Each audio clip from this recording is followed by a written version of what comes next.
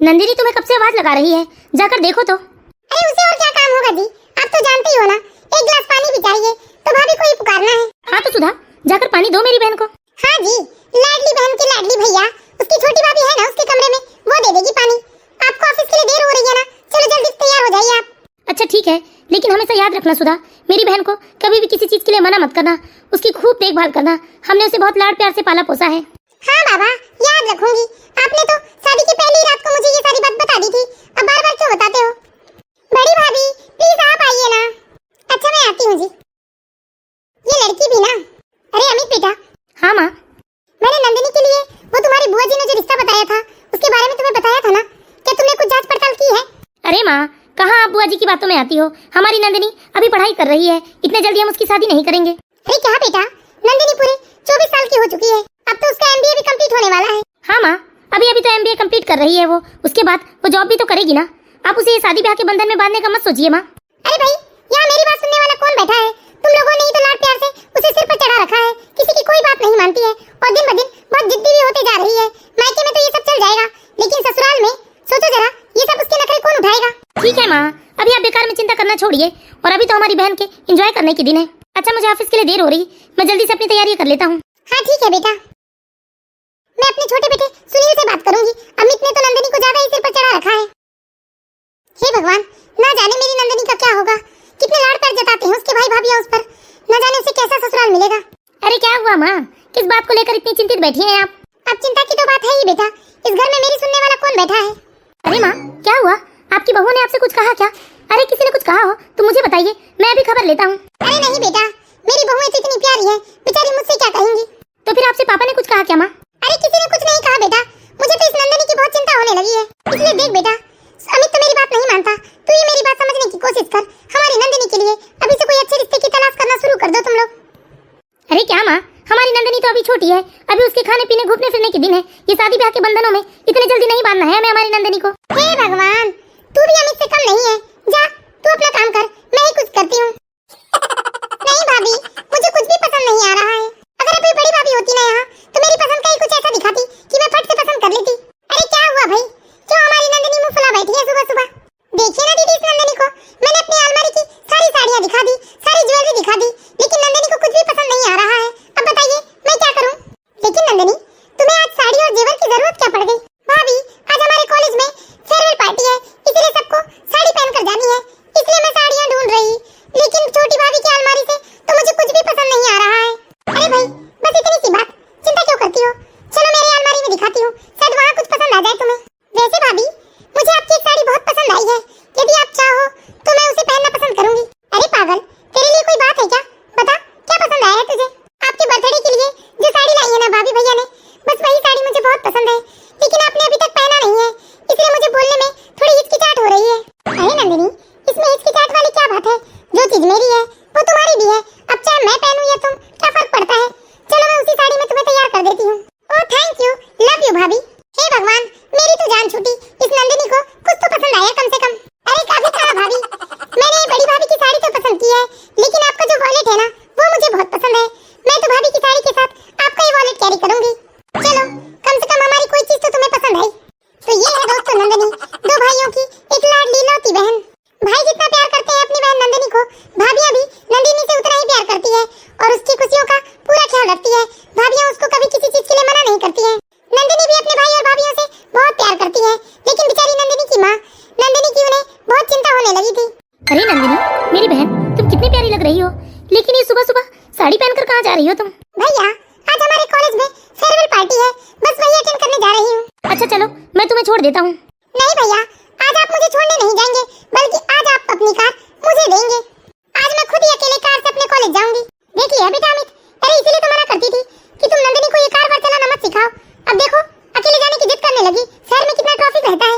नंदिनी, तुम सुनील की गाड़ी लेकर चले जाओ, वो गाड़ी छोटी है। नो नो नो, मैं तो आपकी महंगी और ब्रांडेड कार ही लेकर जाऊंगी। अरे नंदिनी, जिद मत करो बेटा, भैया जो बोल रहे हैं चुपचाप वही मान लो। फिर रहने दीजिए मम्मी, मुझे नहीं जाना है कोई कॉलेज वॉलेज। अरे मेरी प्यारी सी नंदिनी, इसमें तक गुस्सा करने वाली क्या बात है? अच्छा ये लो, कार की चाबी लो और तुम ही जाओ भाई, मैं नहीं जाऊंगा तुम्हें छोड़ने। ये हुई ना बात भैया, लव यू भैया, आप दुनिया के सबसे अच्छे भैया हैं। और मेरी बहन दुनिया की सबसे प्यारी बहन है, लेकिन सुनो, बहुत आराम आराम से जाना। और हाँ, कॉलेज पहुँचते ही मुझे कॉल करना कि तुम सेफ ड्राइव करके अपने कॉलेज पहुँच चुकी हो। ओके भैया, आप टेंशन मत लीजिए, मैं एकदम स्लोली जाऊंगी। अरे नंदिनी, अपना लंच तो लेती जाओ। नहीं भाभी, आज तो कैंटीन में खाना है सबको। ये ठीक नहीं है बेटा, तुमने नंदिनी को कुछ ज्यादा ही सर चढ़ा रखा है। अरे जरूरी है क्या उसकी हर बात मानना? अम्मा, आप बेकार में ही चिंता करते हो। नंदिनी हमारी एक लौती बहन है, हम उसकी चिंता नहीं करेंगे, हम उसकी ख्वाहिशें पूरी नहीं करेंगे तो कौन करेगा मम्मी? लेकिन बेटा, हम सबके लाड़ प्यार ने नंदिनी को कुछ ज्यादा ही बिगाड़ रखा है, वो अपनी जिद मनवा कर ही रहती है। अरे उसी बात की तो मुझे चिंता है जी। मायके में तो ये सब चल जाता है, लेकिन ससुराल में ये सब नाजो नखरे नहीं चलते हैं। हाँ वैसे मम्मी जी भी ठीक कह रही है। अरे वो अपने ससुराल में सब कुछ सीख जाएगी, लेकिन हम ससुराल का नाम बताकर यहाँ उससे उसका बचपना और लाड़ प्यार नहीं छीन सकते हैं। अरे मेरी बात कोई सुनता क्यों नहीं?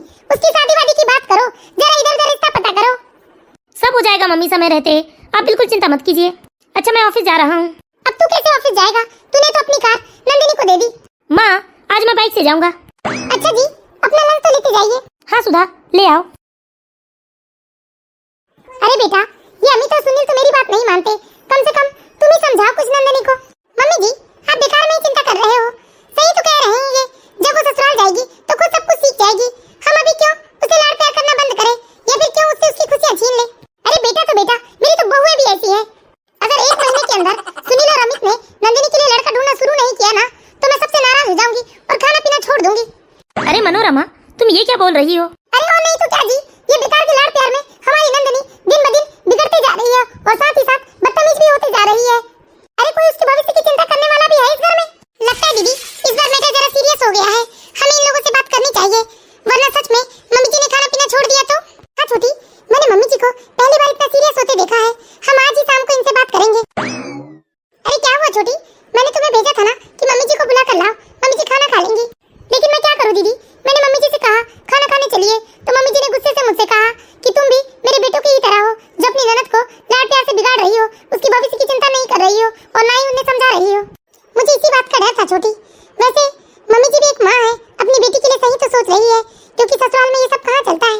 इसलिए हम लोग आज ही इन लोगों से बात करेंगे। ठीक है दीदी? हाँ, क्या करे, सच में ये तो सीरियस मैटर हो गया है। माँ ने इस तरह से खाना पीना छोड़ दिया है, अब तो हमें नंदिनी के लिए किसी अच्छे लड़के की तलाश करनी होगी। लेकिन क्या नंदिनी शादी के लिए तैयार हो जाएगी? इसी बात का तो डर है मुझे, क्योंकि मैं अपनी बहन के ऊपर अपना कोई भी फैसला थोपना नहीं चाहता। लेकिन इस तरह हम कब तक नंदिनी की शादी नहीं करेंगे जी? एक उम्र के बाद हर एक लड़की की शादी होना जरूरी हो जाता है, वरना आस पड़ोस और समाज के लोग उंगली उठाने लगते हैं। क्या नंदिनी कभी शादी के लिए राजी नहीं होगी तो हम लोग क्या उसकी शादी नहीं करेंगे? हाँ भैया, मुझे लगता है भाभी बिल्कुल ठीक कह रही हैं। अरे क्या हुआ, यहाँ सब लोग एकजुट होकर बैठे हैं, क्या मेरे खिलाफ कोई साजिश रची जा रही है यहाँ? अरे आप सब लोग ऐसे आश्चर्य होकर क्या देख रहे हो? मैं तो बस मजाक कर रही हूँ। अरे नहीं नहीं नंदिनी, आश्चर्य वाली कोई बात नहीं है। अच्छा हो गया तुम आ गई, हमें ना तुमसे एक बात करनी है। हाँ भैया कहिए ना, मुझसे क्या बात करनी है आप लोगों को? नंदिनी, माँ तुम्हारी शादी को लेकर बहुत परेशान है, इसलिए माँ चाहती है कि हम तुम्हारे लिए लड़का ढूंढकर जल्दी से जल्द तुम्हारी शादी कर दें। शादी भैया? अरे हाँ नंदिनी, तुम इतना घबरा क्यों रही हो? देखो शादी तो सब लड़कियों को करनी होती है ना, और तुम्हें तो बिल्कुल घबराने की जरूरत नहीं है। तुम्हारे दो भैया भाभी है ना, और मम्मी जी भी तो तुम्हारे लिए कितने अच्छे अच्छे लड़के ढूंढ रही है। और अभी तो पता है एक बहुत बड़े परिवार से तुम्हारे लिए रिश्ता आया है, उन लोगों का हमसे भी बड़ा कारोबार है। नहीं भाभी, मैं शादी, इसका मतलब नंदिनी तुम अभी शादी के लिए तैयार नहीं हो? देखो नंदिनी, हम कभी भी अपना फैसला तुम्हारे ऊपर नहीं थोपेंगे, जब तुम शादी के लिए तैयार होगी तभी हम तुम्हारी शादी करवाएंगे। भैया मुझे शादी से कोई एतराज तो नहीं है, लेकिन मम्मी ने जो रिश्ता देखा है उन रिश्तों से नहीं, बल्कि शादी के लिए मैंने एक लड़का पसंद किया है। नंदिनी तुम तो बहुत ही छुपा रुस्तम निकली। लेकिन नंदिनी, तुमने अभी तक हमें बताया क्यों नहीं कि शादी के लिए तुमने कोई लड़का पसंद किया है? भैया मैं बताने वाली तो थी, लेकिन रौनक मतलब जिसे मैंने शादी के लिए पसंद किया है, उनका हमारे जितना बड़ा कारोबार नहीं है ना, इसलिए वो बोल रहे थे कि मैं कुछ दिनों बाद बताऊं, जब तक उनका कारोबार भी बड़ा हो जाएगा। लेकिन हाँ भैया, उनके घर में सब लोग बहुत ही अच्छे हैं। आए हाय क्या बात है, हमारी राजकुमारी ने तो लगता है अपने राजकुमार का घर भी देख लिया। लेकिन भैया मम्मी को कौन समझाएगा, मम्मी तो लव मैरिज के सख्त खिलाफ है। मुझे नहीं लगता कि मम्मी इस रिश्ते के लिए कभी मानेंगी। अच्छा मेरी बहन, तुम चिंता मत करो, पहले तो हम खुद रौनक से मिलना चाहेंगे, फिर देखते हैं कैसा क्या होता है आगे। ठीक है भैया। अरे तुमने नंदिनी से शादी के लिए बात की बेटा? हाँ मम्मी जी, हमने नंदिनी से बात की है। अरे क्या कहा बेटा नंदिनी ने? क्या नंदिनी शादी के लिए राजी हो गई? हाँ माँ, शादी के लिए तैयार तो हो गई है हमारी नंदिनी, लेकिन वो हमारे पसंद के लड़के से शादी नहीं करना चाहती है। उसने एक लड़का देख रखा है, तो मैंने सोचा कि हम पहले उसके परिवार से मिल लेते हैं, फिर फैसला करेंगे। क्या उसने खुद ही लड़का देख रखा है। हाँ मम्मी जी, इसमें नई बात क्या है, आजकल तो ये सब चलते रहता है। और नंदिनी कौन सा हमारी मर्जी के बिना उससे शादी करने की बात कर रही है, उसने तो सिर्फ अपनी पसंद बताई है हमें। हाँ मनोरमा, इसमें इतने आश्चर्यचकित होने की क्या बात है। अब हमारी बेटी कोई बच्ची नहीं रह गई, उसे भी अधिकार है अपने जीवन साथी चुनने का, और वो तो हमारी मर्जी से चुनना चाह रही है ना।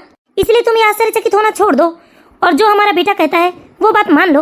वो हमारी बेटी का दुश्मन नहीं है, वो अपनी बहन के लिए हमसे ज्यादा ही बेहतर सोचेगा। हाँ बेटा, तुम अपनी बहन के लिए मुझसे बेहतर ही सोचोगे, इसलिए ठीक है, हम उस लड़के के परिवार से मिल लेते हैं। ठीक है मम्मी जी। हाँ, मैं कल ही उन्हें घर बुलाता हूँ। ठीक है बेटा।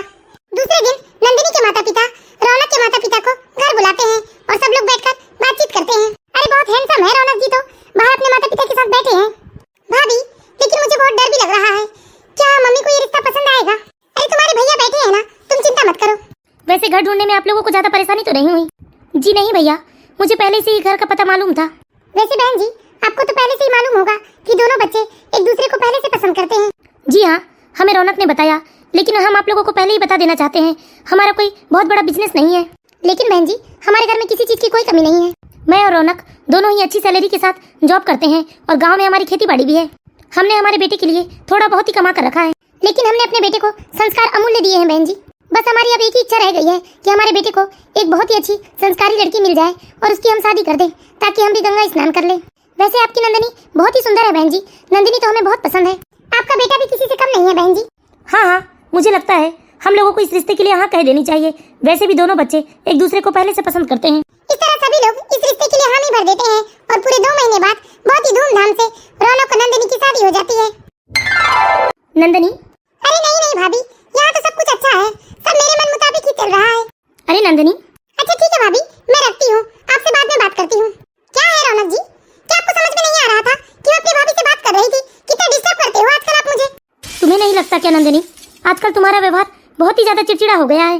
हमारी शादी को पूरे 3 महीने हो गए हैं। शुरू में तुम बहुत अच्छे से व्यवहार रखती थी सबसे, लेकिन आजकल तुम सबसे चिड़चिड़ कर बात करती हो। आई एम सॉरी जी, लेकिन ना जब मैं कुछ करती रहती हूँ और कोई मुझे डिस्टर्ब करता है ना, मुझे बहुत गुस्सा आती है। खासकर जब मैं अपने भैया भाभी से बात करूँ और कोई मुझे डिस्टर्ब करे, मुझे बिल्कुल भी पसंद नहीं है। देखो नंदिनी, मैं तुम्हें हमेशा खुश रखने की कोशिश करूंगा, ये वादा मैंने तुमसे किया था शादी के वक्त, और आज भी मैं अपने वादे को निभाना चाहता हूँ। लेकिन प्लीज मैं तुमसे विनती करता हूँ, ये चिड़चिड़ापन छोड़ दो। ओके। वैसे नंदिनी, मेरे आज कुछ ऑफिस के दोस्त आने वाले हैं तुमसे मिलने, तो क्या तुम खाने में कुछ स्पेशल बना सकती हो मेरे दोस्तों के लिए? और साथ में सबकी वाइफ भी आने वाली है। क्या रौनक जी, मैं इस घर की नौकरानी नहीं हूँ कि बस कोई भी आया और उनके लिए स्पेशल डिश तैयार कर दूं। अरे मैंने अपने मायके में कभी किचन में कदम भी नहीं रखा, लेकिन फिर भी यहाँ मैं काम करती रहती हूँ। और आप हो कि आप मुझे किसी के लिए डिश बनाने बोल रहे हो, ये सब मैं नहीं करने वाली। आप मार्केट से ले आइए। अच्छा कोई बात नहीं, बस तुम गुस्सा मत करो, मैं सब मार्केट से ही अरेंज कर लूंगा।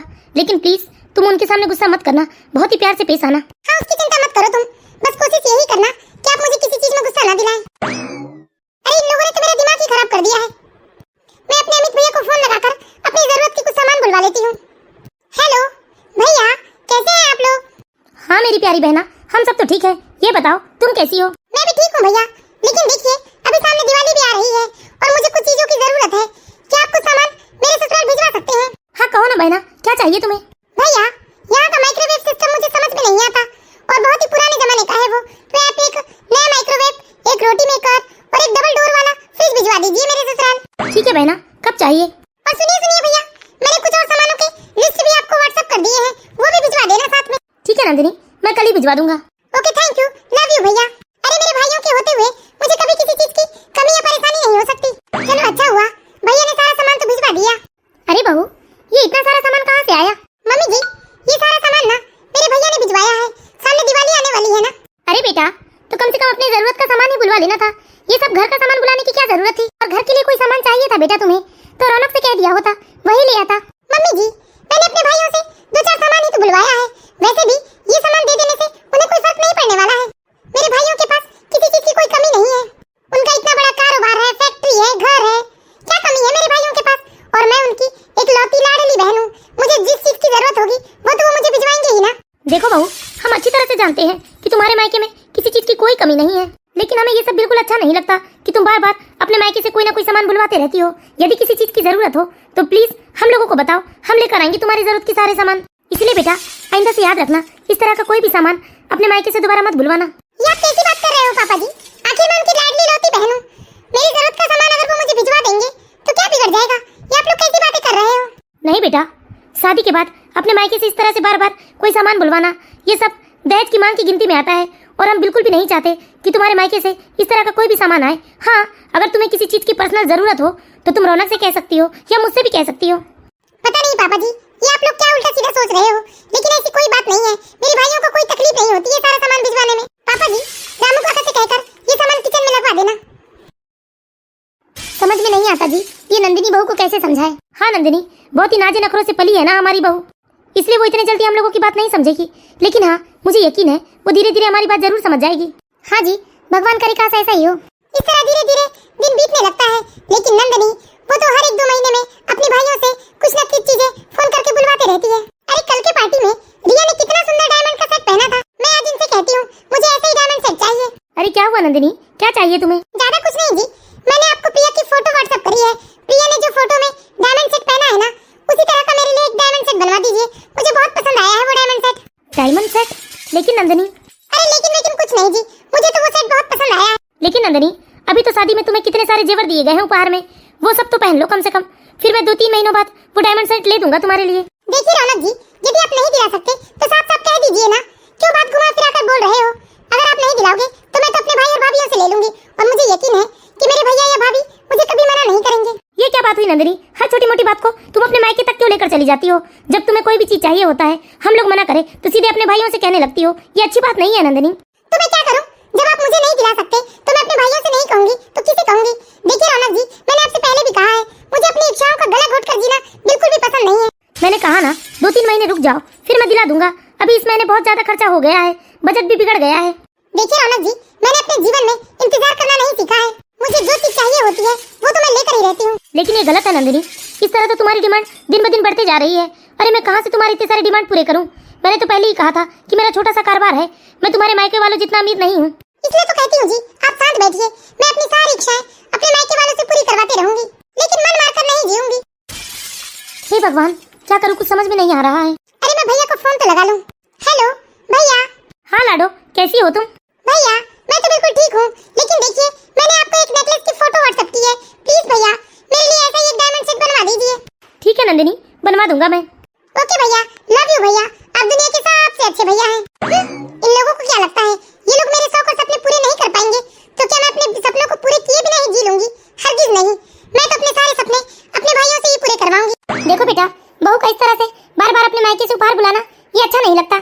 और ना जाने बहू के मायके वाले क्या सोचते होंगे, क्या ये सारे उपहार हम ही बुला रहे हैं? और अड़ोस पड़ोस के लोग भी तो देखते हैं कि जब देखो तब बहू के मायके से कोई ना कोई उपहार आते रहता है। अड़ोस पड़ोस के लोग हमारे बारे में क्या सोचते होंगे? हाँ मम्मी, नंदिनी और मेरा आए दिन इसी बात को लेकर झगड़ा होते रहता है। नंदिनी को मैं कितने समझाने की कोशिश करता हूँ, लेकिन वो मेरी बात समझने को तैयार ही नहीं होती। मुझे लगता है बेटा तुम्हें नंदिनी के मायके वालों से बात करनी चाहिए इस बारे में। जी पापा, मैं भी ऐसे ही कुछ सोच रहा था। आज मैं ऑफिस से लौटते वक्त नंदिनी के मायके जाऊंगा और इस बारे में सबसे बात करूंगा। अरे मम्मी जी, क्या हुआ? क्या आपको नंदिनी की चिंता हो रही है? अरे हाँ बहू, चिंता तो हो रही है, लेकिन नंदिनी की नहीं बल्कि उनके भोले भाले ससुराल वालों की।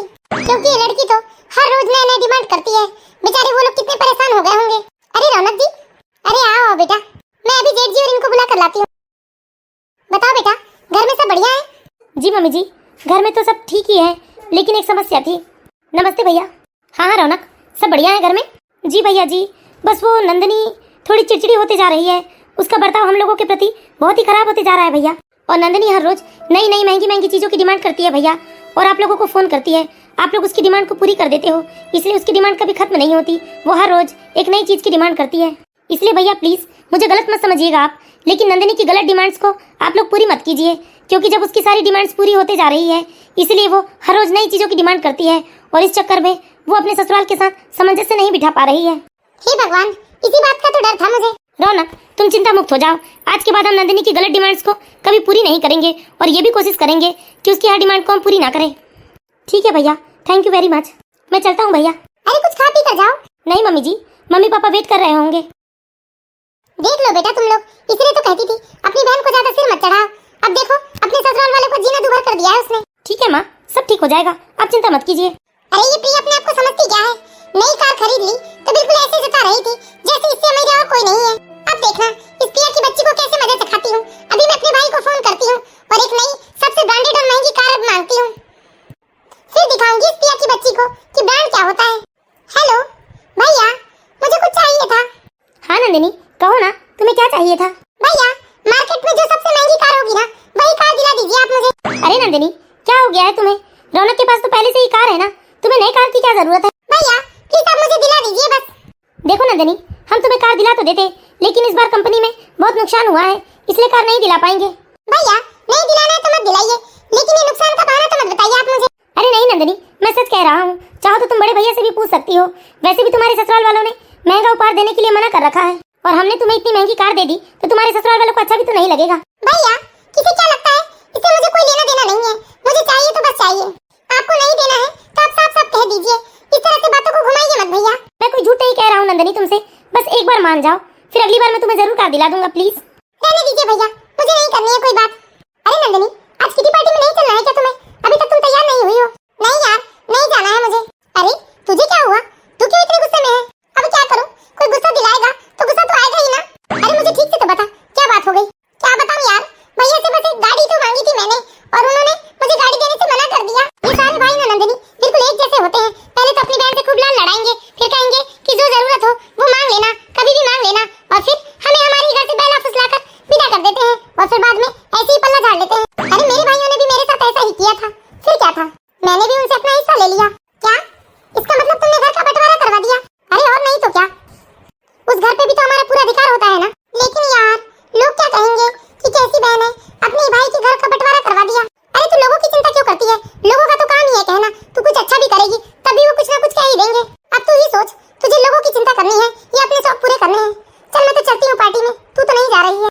वैसे ये सही तो कह रही है, मेरा भी तो अधिकार है मेरे भाई के में, मुझे भी अपना हिस्सा मांग लेना चाहिए।